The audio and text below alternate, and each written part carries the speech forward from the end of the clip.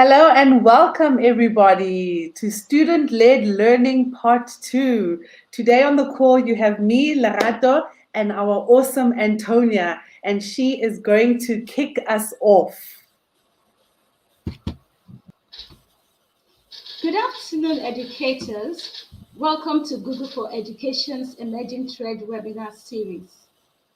Today's session is part 2 of student-led learning, which started a fortnight ago. Today, we're looking at how students can be empowered by inquiry-based learning and how we can create student agency with Google Forms and slides. These are really fantastic tools to use in your classrooms.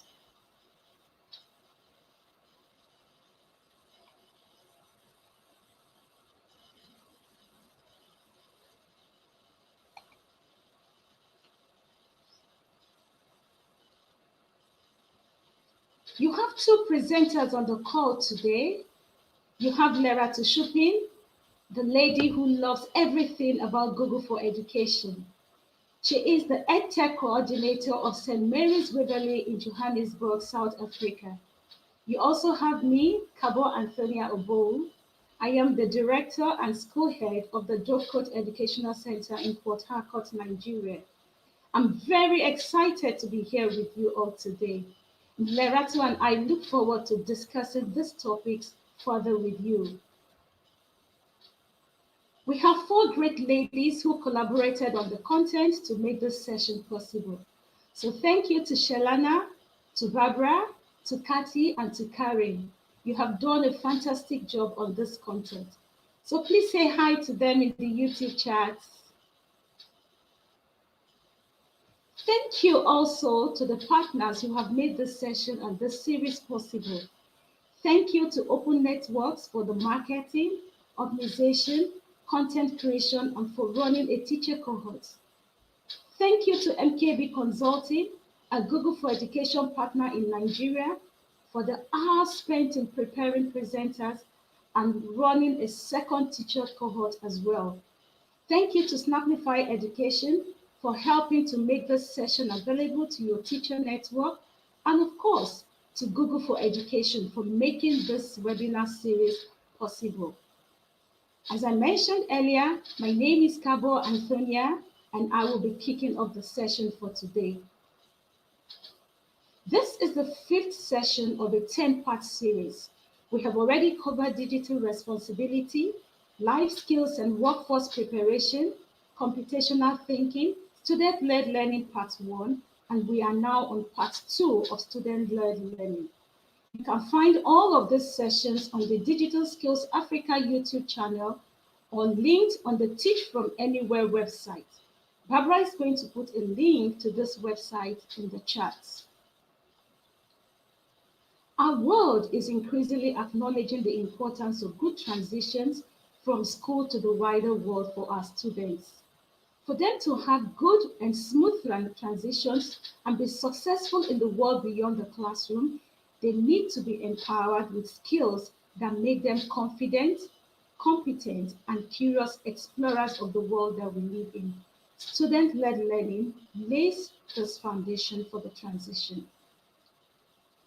There are 3 main tiers to student-led learning according to the Future of Classroom report. These tiers include independent research, inquiry-based learning, and student agency. In session 1, we discussed independent research. We had a look at some pedagogical models such as the flipped classrooms, blended learning, passion projects, and we took a peep into inquiry-based learning. Joseph demonstrated some great ways to research using Google Search, YouTube, Google Books, and Google Scholar. Lerato then went on to showcase how you can use your phone as a scanner, creating a YouTube channel, uploading videos to YouTube, creating a class site, and how to differentiate learning using Google Classroom. If you missed this session, be sure to go and give it a watch. There are some great tips that you will learn from both of them. Barbara is going to drop the link in the chat for you to save for later.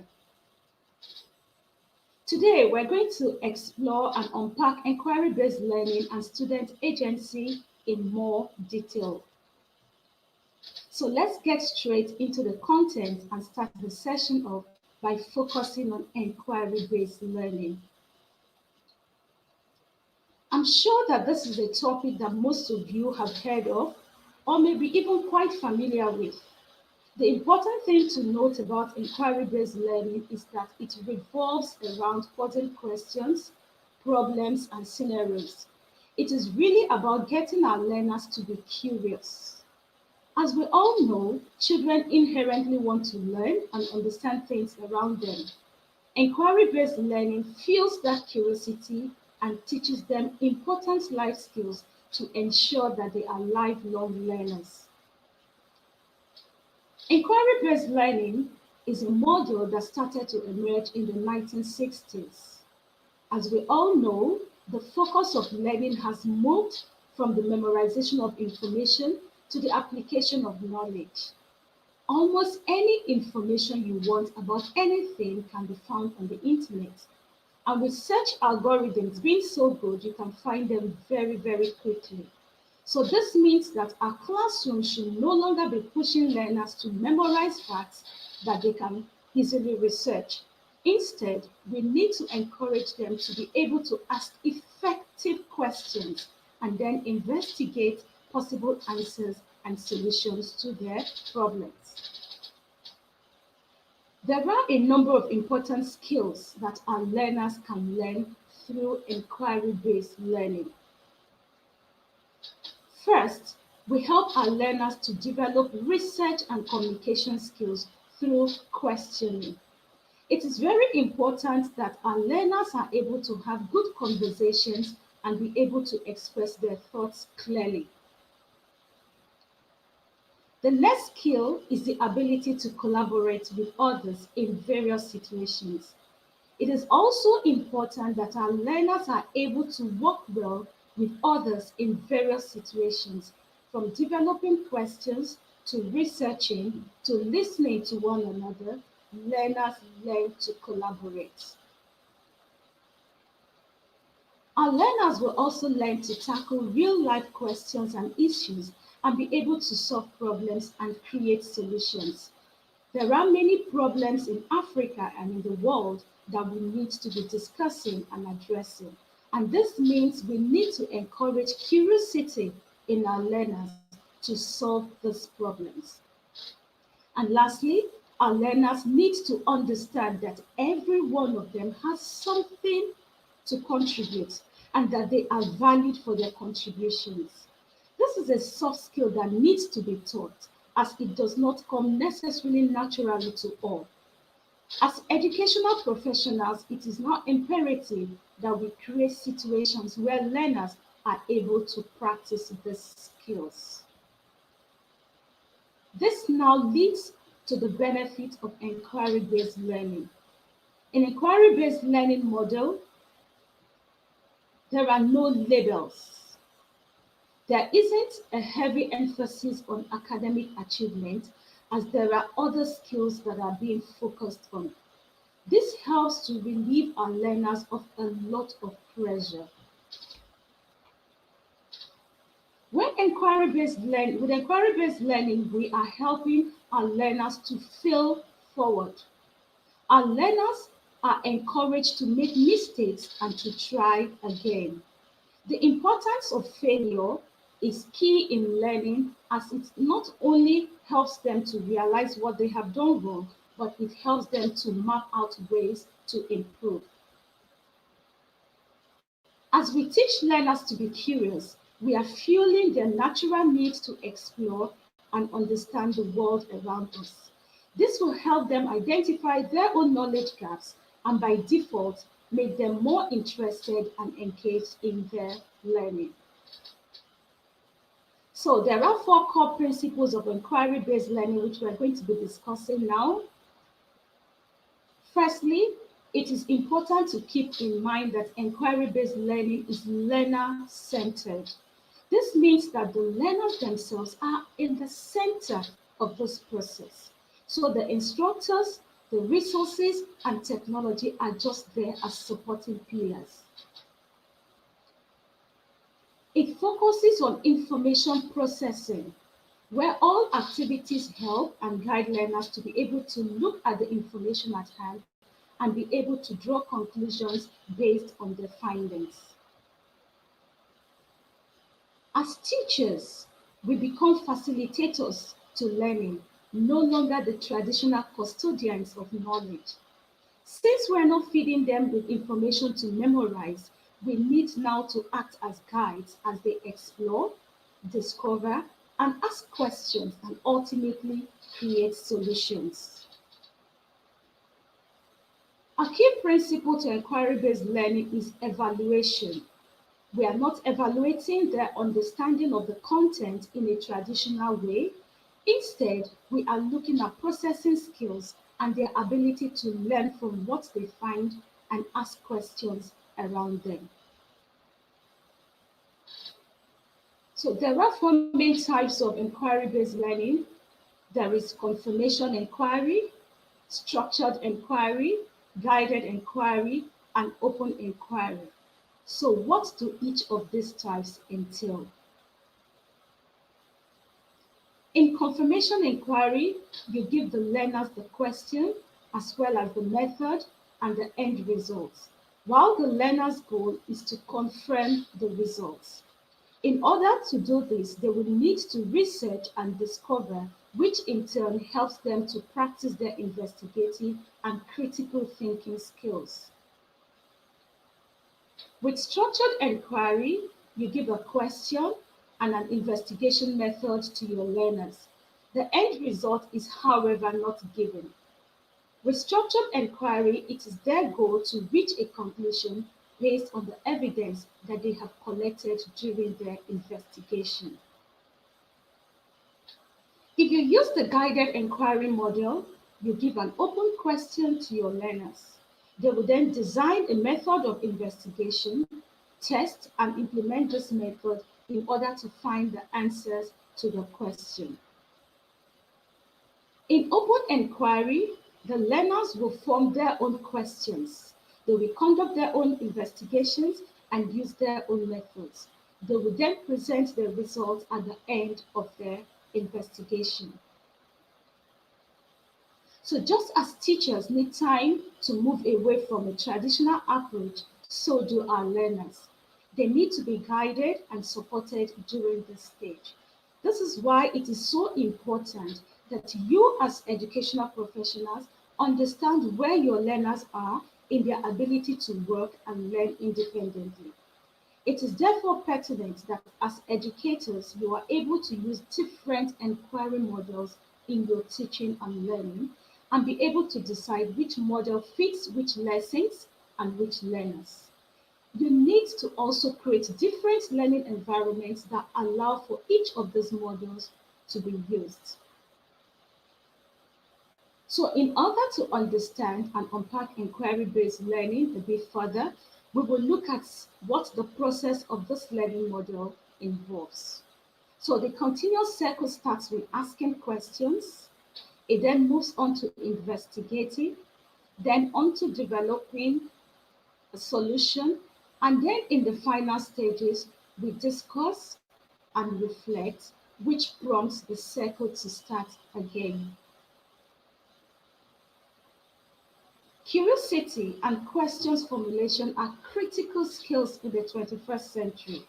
As humans, we question things around us and learn from them. This means our learners should be encouraged to ask questions all the time. They should be exploring things around that they are interested in. In the question phase, we encourage them to ask questions and to notice the world around them. It is a hard shift for many educational professionals to make, but as facilitators, we need to inspire a love for learning. This love for learning only grows from being able to question, to challenge respectfully, and to form ideas and draw conclusions. So the big question is, how do we do this? How do we encourage our learners to ask questions that are rich and that don't already have the answers contained in them?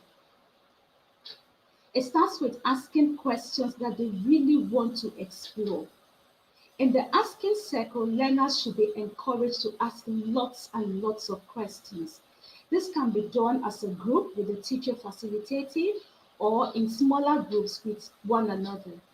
You are then able to facilitate the focus of those questions and help the learners to choose one that they would like to explore and begin to investigate. Questioning and being able to ask effective questions takes time to learn. There are lots of everyday games that you can play with your class to help them get used to asking questions. So this can be physical games like blindfold questions, where you put your students in a circle, blindfold one learner and put them in the middle. You spin them around a few times, and when they stop, they have to ask the person in front of them some questions like, how old are you? What's your favorite food, etc. Now, the important thing to practice is not just to ask questions that already have the answers in them. Through asking those questions, they will be able to draw conclusions of who they are talking to. Question toss is another fun activity where your learners sit in a circle. You then throw a ball or roll it to one learner and ask a question. The learner answers the question and then throws the ball to another learner to ask another question. So it could be a completely different one or one that's related to the question asked by the previous learner. This helps the learners to get comfortable with asking questions. So for instance, you could have a WH question session on oceans around the world. So you throw a ball to one of your learners and ask, what color is the ocean? The learner answers blue and then throws the ball to another learner and asks a question using another WH. So for instance, why is the why is the ocean blue? So this goes on until every learner has asked a question about the topic using what, where, why, when, which, and who. The Wonder Wall is another wonderful activity I love so much. So on your Wonder Wall, your students can put things that they are curious about. You could let them have sticky notes or laminated cards that they can write on and pin to the wall. This helps those learners who want to spend some more time thinking about something and may not want to verbalize it immediately and are more comfortable with putting it down physically on the wall. So for instance, you can have a wonder wall, and I'm sure a curious learner can put up something to ask to say, I wonder why it never snows in Nigeria, or I wonder why we can't sleep standing. So this can now set off an inquiry process for the learners. There are a lot of these lovely games and activities out there that you can do with your learners to help them become comfortable and confident with asking questions. So you go and try it out and make your class an asking class. So today I have 3 activities I'm going to show to you in Google Forms.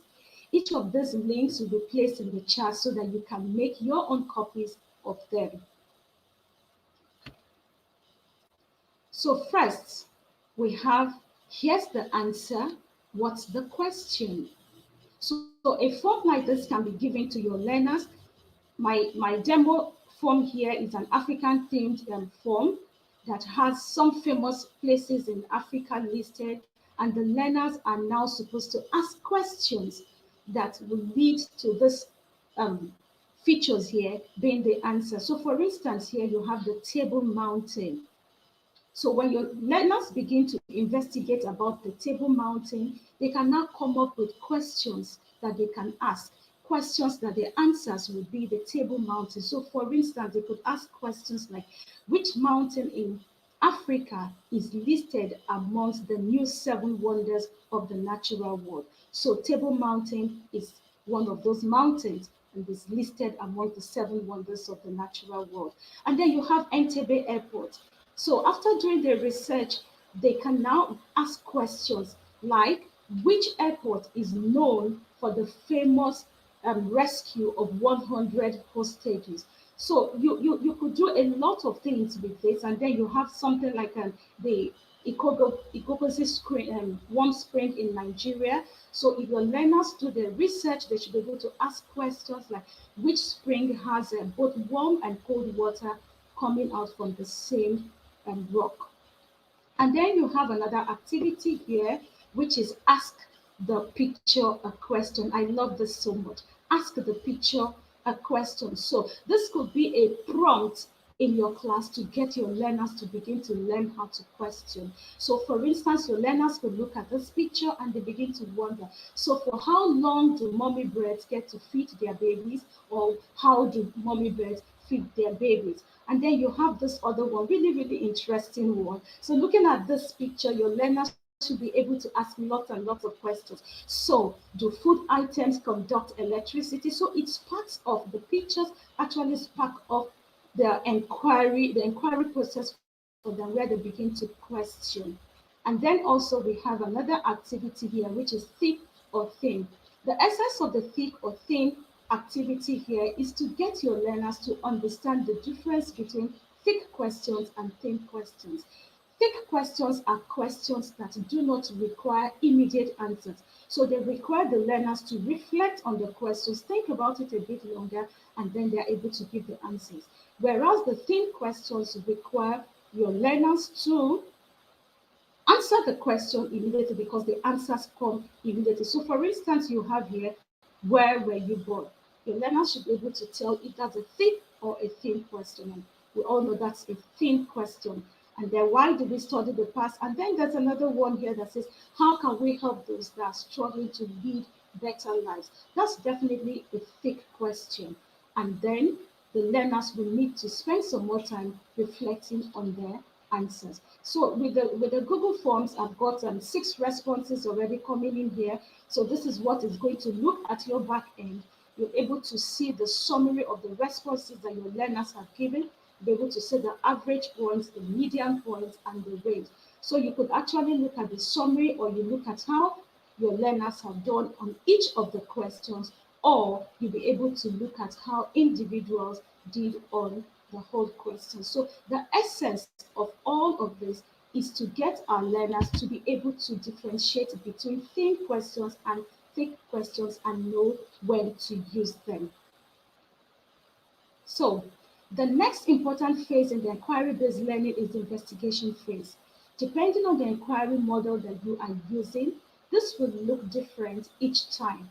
However, the key component here is for learners to be empowered to find their own conclusions through conducting research. It is during this phase that learners will begin to investigate and research their own questions. And then in the investigation phase, your learners might be using Google search to investigate their questions. Other fantastic sources of information are Google Scholar or YouTube. You could also be going to the library to look for answers in books. Now take a look at the section on independent research in session 1 in the link that Barbara is going to drop in the chat. So sometimes the questions may be one that require learners to collect data. This means that in their investigation phase, they will be creating their own Google Forms that they will distribute to their target audience in order to collect the data that they need that will help them to answer their questions. Google Forms is also a great place to do a quick analysis of the data gathered, as it creates live summaries for each question, as we saw earlier. So going hand in hand with the investigation phase is the development phase. During the investigation, learners will be assimilating all the information that they have found, and they will aim to understand their findings. A key step is being able to bring those findings together and to represent them in some way. In this phase, they are experimenting with their research. They are drawing conclusions, they are explaining their understanding, and they will create or develop something to represent their understanding of the findings.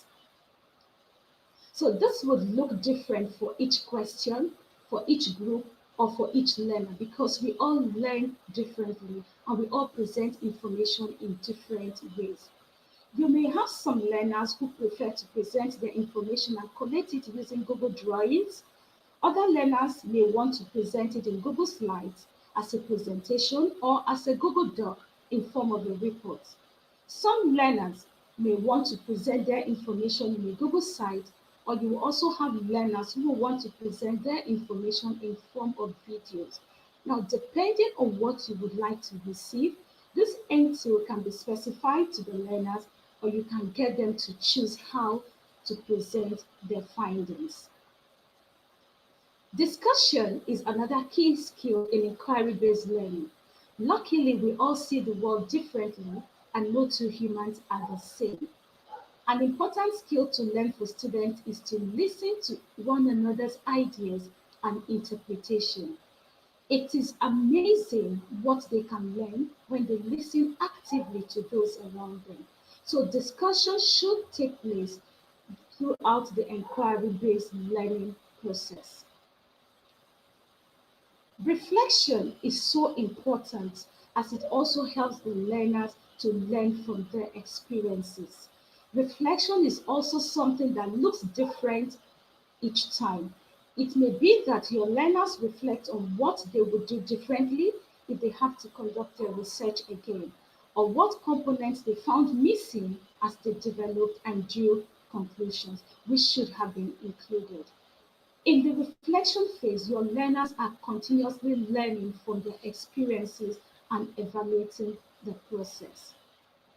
So, in summary, it is important to create opportunities for each of these phases in the circle in your classes. So, to ask questions, to investigate and practice investigation skills, to develop and allow for different question types, to promote discussion and group collaboration, and to reflect and review what they have experienced.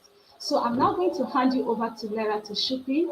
Lerato is going to guide you through Students Agency and how you can create Google Forms, docs, and slides to promote student-led learning. So over to you, Lerato.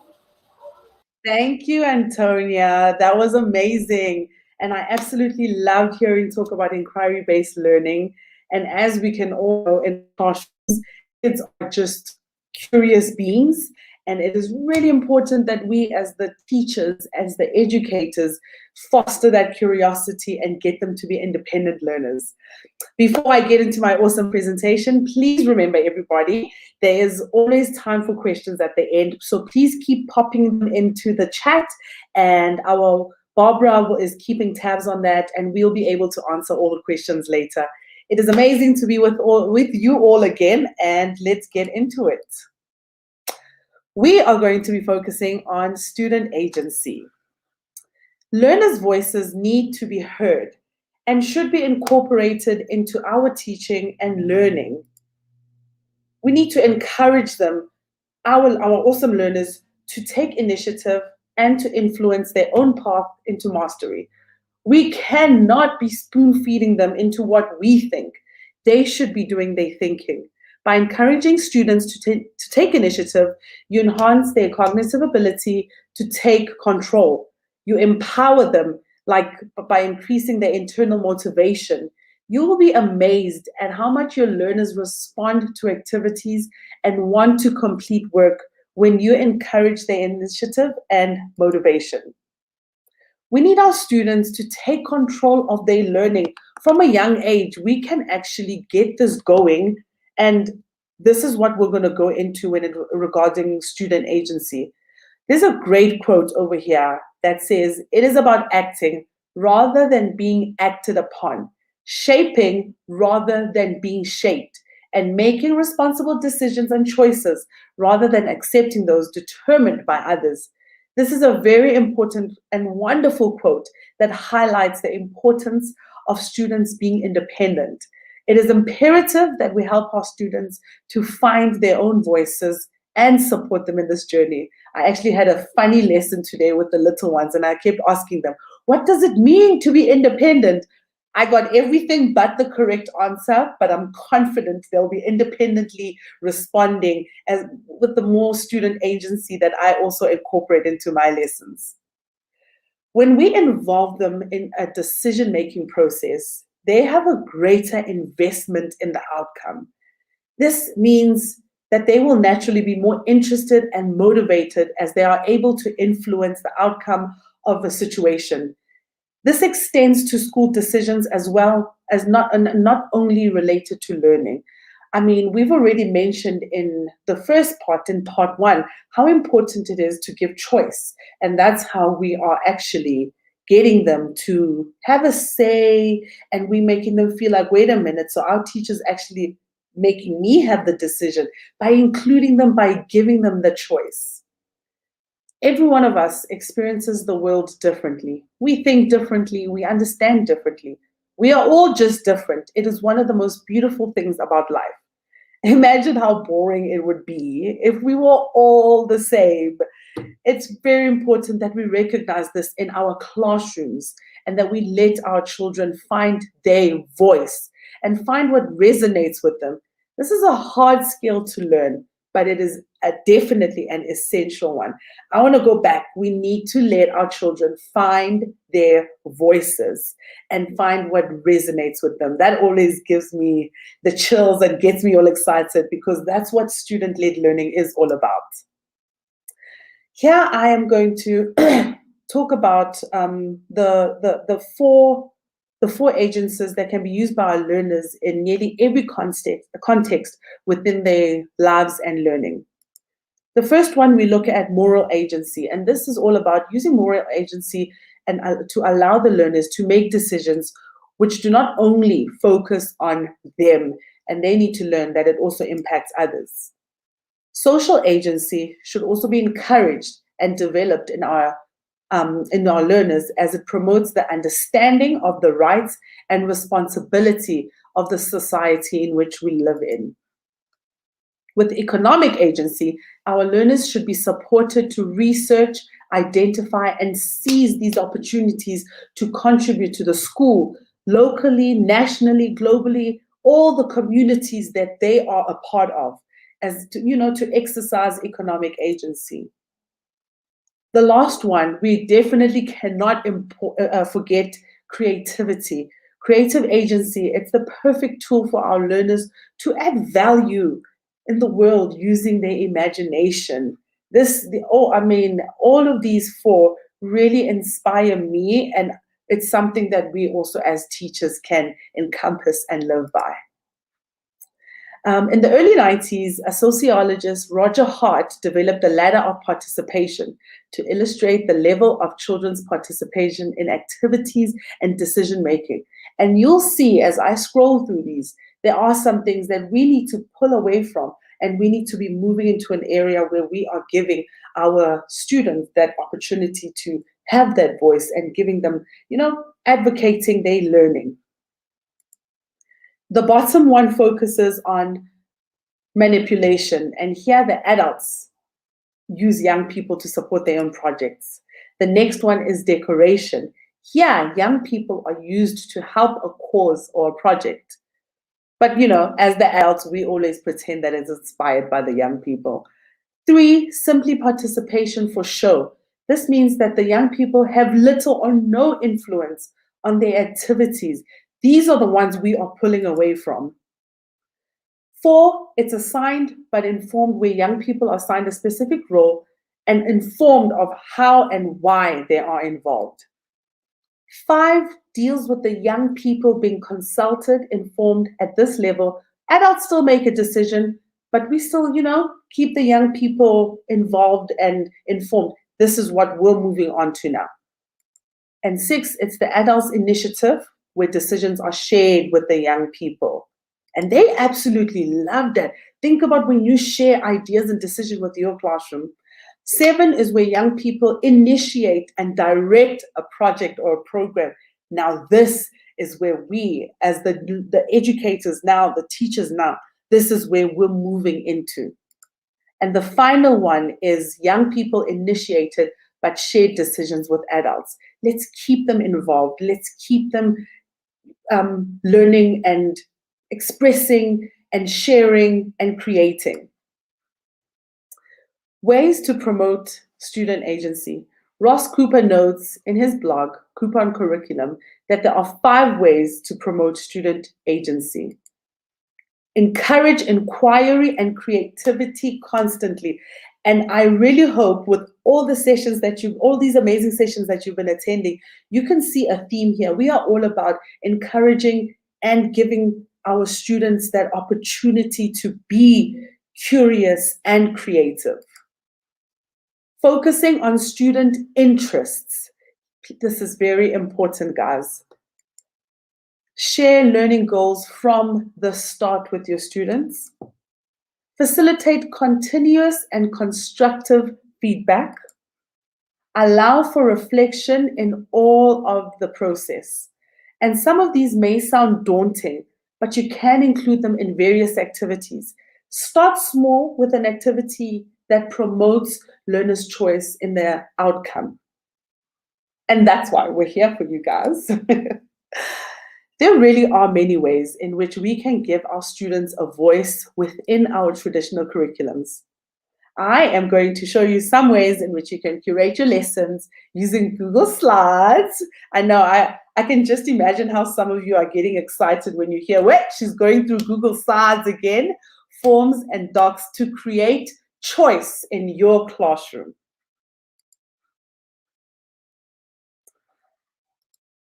The first thing that I'm going to share with you guys is this activity. This one is really awesome for our younger learners.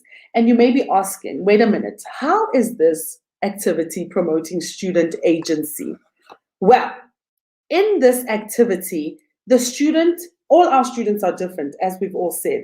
The student agency here is letting them have a choice in what number ranges they want to work with. We're looking at number concepts here. You may have a learner who has a huge number range and they'll use all the stars. And then you have the one who has a smaller number range.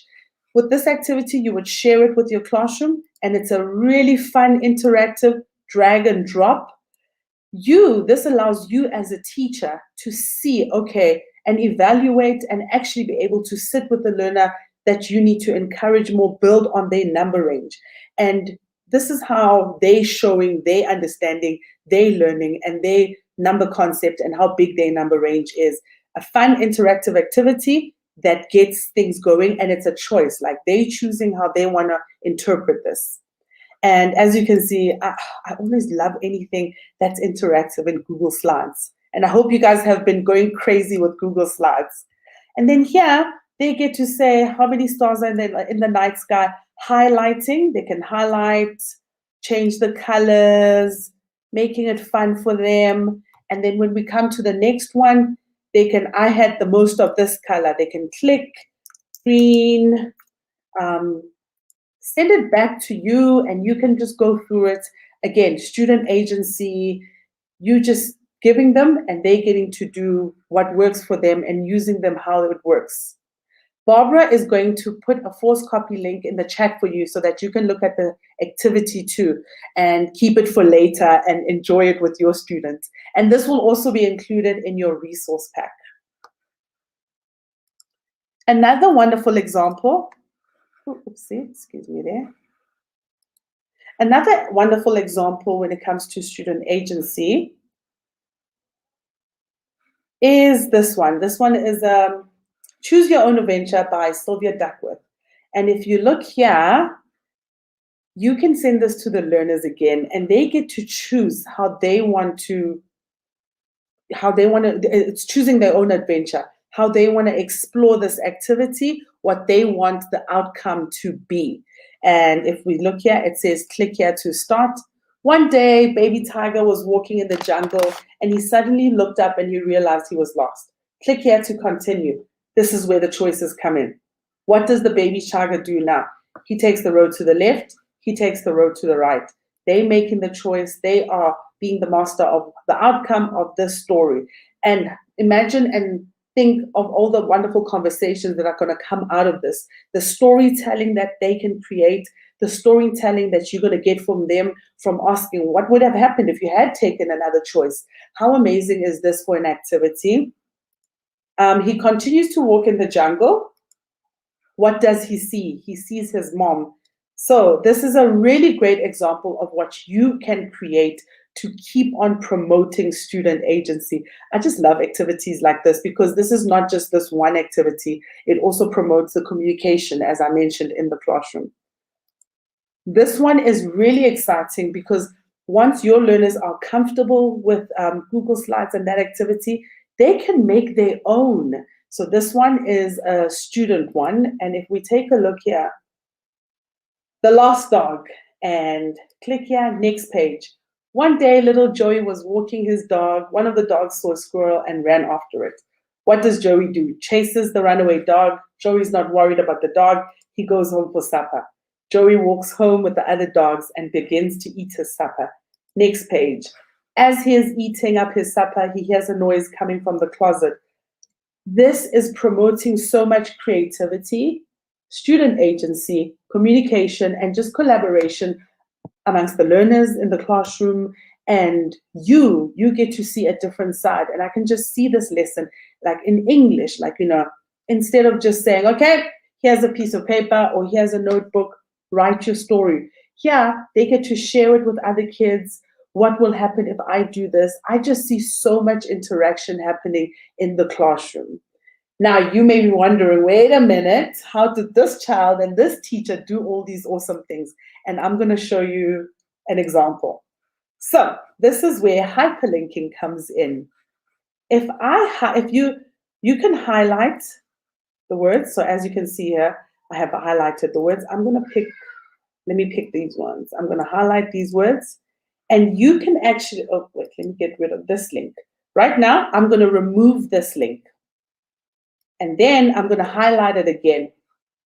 You can press up here to link it. And the cool part about this is you can link this to any of the slides in the presentation. And as you can see here in my example, if I keep going down, I can pick which slide I want the people to see next when they click, or depending on which part of the story that they click. The next slide, previous slide, slide number 8.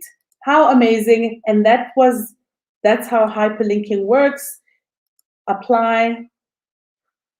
And when in present mode, the kids will get to see, and when they click on the slide, they will be led to the slide that you have linked it to. So once again, you highlight, and if you click up here, you can click slides in this presentation and find the slide that you want to link this to. Getting some awesome ideas there on your side, I hope. But don't forget, Barbara is going to share this wonderful resource with you guys.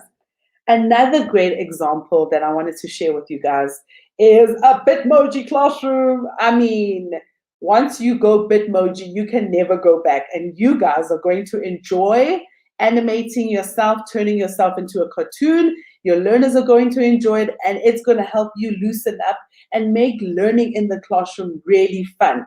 For this activity, in my robotics lesson, what I had done is I was giving the girls choice on what they want to do. Do they want to do a code.org activity, or did they want to go onto Scratch? And how I did the links again, if you look here, if you click on that, I'm going to remove the link again so you can see. Click on it, press up here to insert a link, and I can type it out, code.org. If you already have it copied from another tab, you can always just copy and paste, enter, and there we go. And when the girls just click on it, it sends them directly to the activity that I want them to go to. So they can choose whichever one they want to go to. And you can link any of the pictures. This one, I may want to, it's a Bebot, and I maybe want them to go straight to Bebots online or something that I had in my Google Drive. You can link anything, and again, giving them choice on what they want to do. I mean, can you just imagine the amount of work that's going to happen because I chose it. I chose to do this activity. Very, very exciting. Another fun feature that I wanted to show you, because that's what we're all about here, showing you some fun, easy, interactive features. If I go to the top here of my search engine and I highlight from the edit part and I just write preview, click enter, Oh, sorry, I seem to have had a problem there. Let me go back. I just want you to see how the learners will see it when you send it through. So they won't be able to edit any of your work. Another way that you can do it is just publish to the web. Publish, and I'm going to say okay. Okay.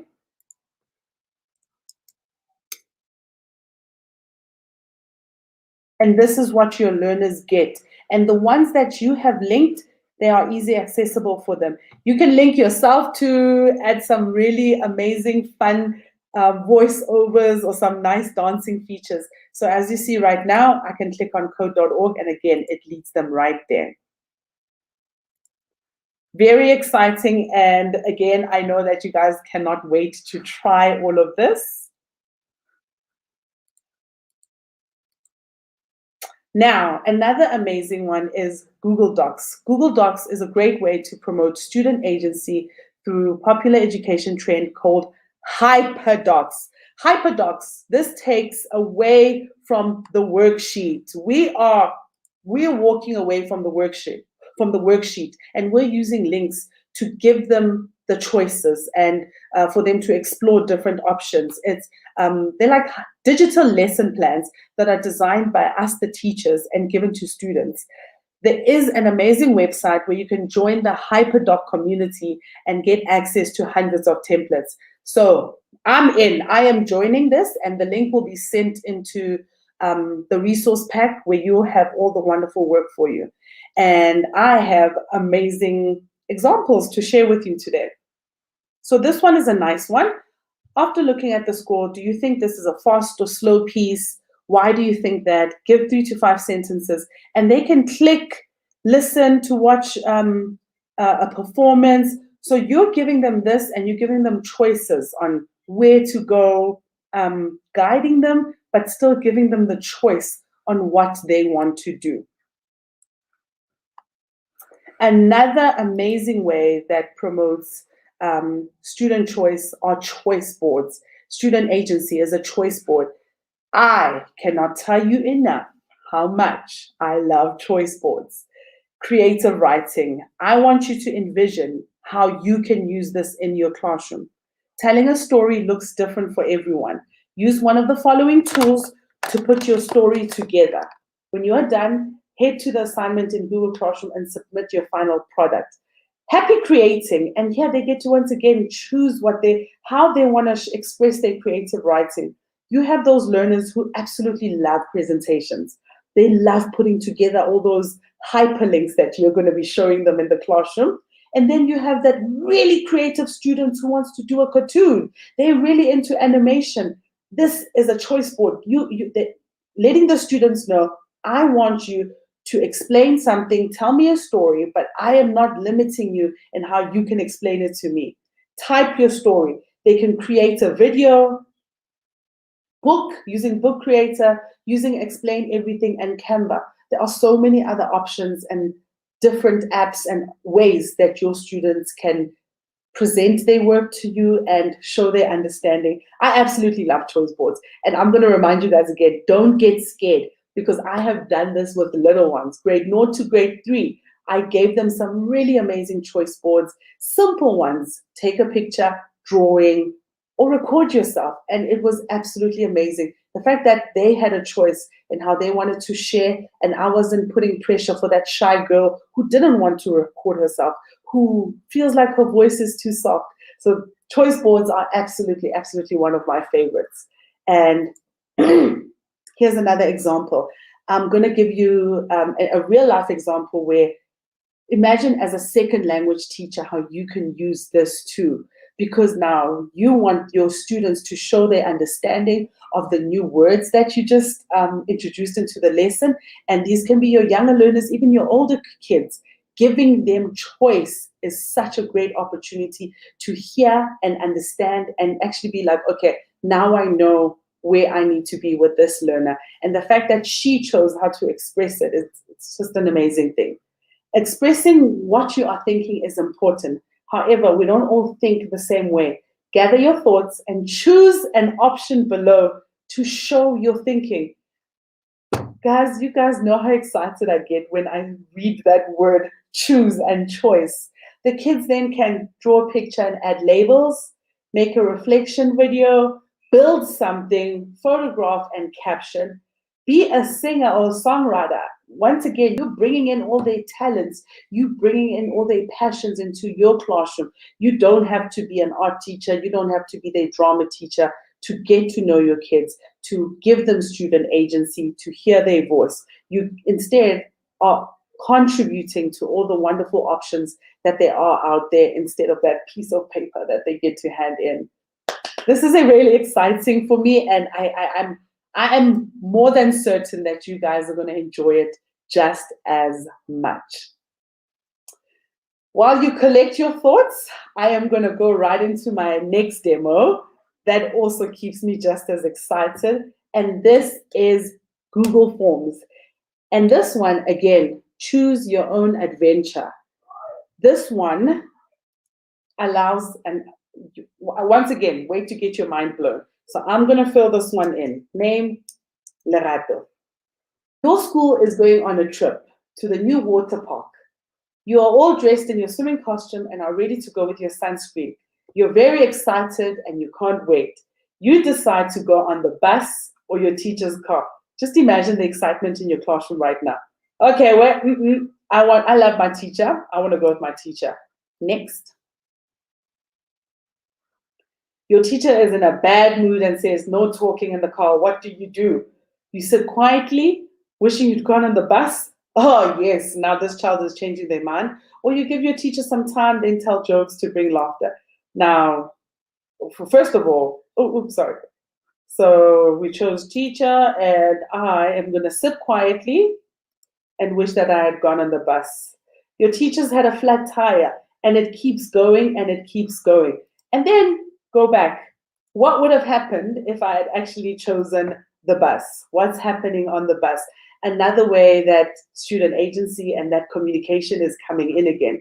What game do you want to play? Everyone on the bus is playing a game, having a great time. I spy with my little eye. Your friend spots your teacher's car broken down. What do? Do you stop to help them or you don't say anything? I don't say anything because she was in a bad mood earlier.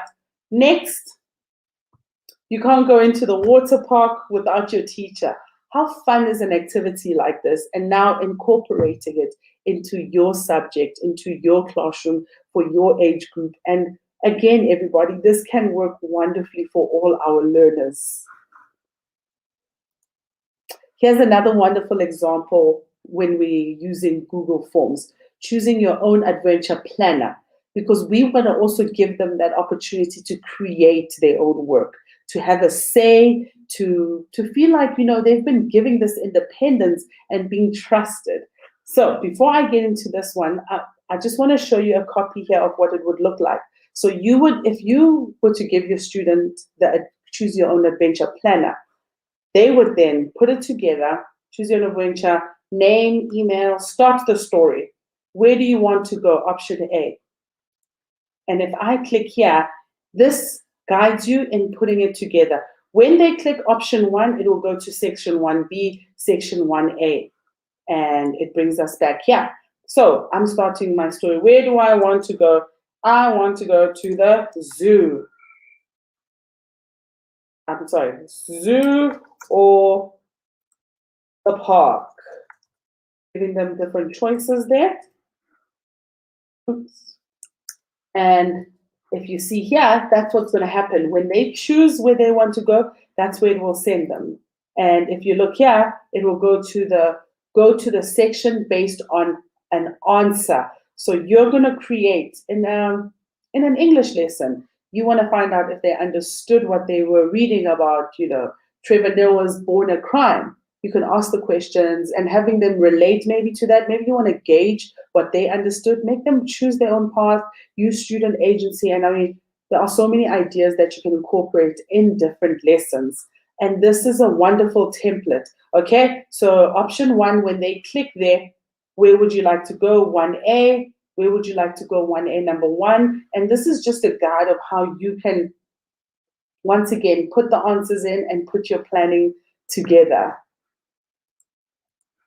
How absolutely amazing. It's a section-based answer and it's really, really amazing. And you, awesome people, get to get an amazing, amazing resource pack filled with all these amazing links.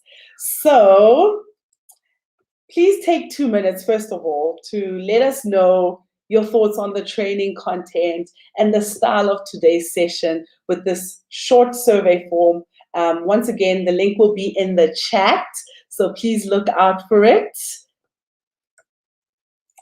And it is now time for all the wonderful questions. Antonia and I are really ready to answer any amazing questions that you have for us.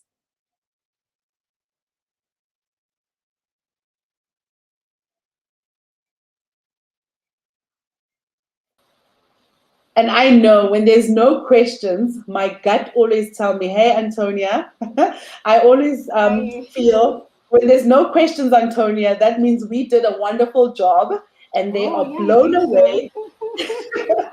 And they can't wait for the resource pack to start going through it. Because between you and I, Antonia, I'm sure that we have inspired and shared some amazing, amazing, amazing ideas for the classroom. Well, Okay, and no just questions. to add to it, yeah, someone did ask a question in the chat about how this can be done in the rural areas where there's no access to technology. A lot has been said in the chat room, but I just want to add that, like I mentioned during my presentation, the inquiry-based learning is about the learners being in the center of everything. So technology is just a pillar. So with your learners in the rural areas, there's a lot you can do. You can actually download the hard copies and then print them out and use with them where you don't have access to technology.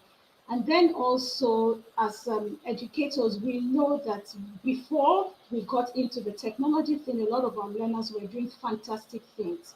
We have learners who would like to draw, very good cartoonists, lots and lots they can actually do. So let's encourage the inquiry-based learning. It doesn't really have to be with technology all the time. Thank you. Absolutely. I absolutely agree. Thank you so much for that, Antonia. Well, thank you once again from myself, Lerato, and Antonia for attending the session. And we hope that we have inspired you to start your own student-led journey in your own classroom. You have all been wonderful, and we appreciate you joining us again. Thank you. Bye.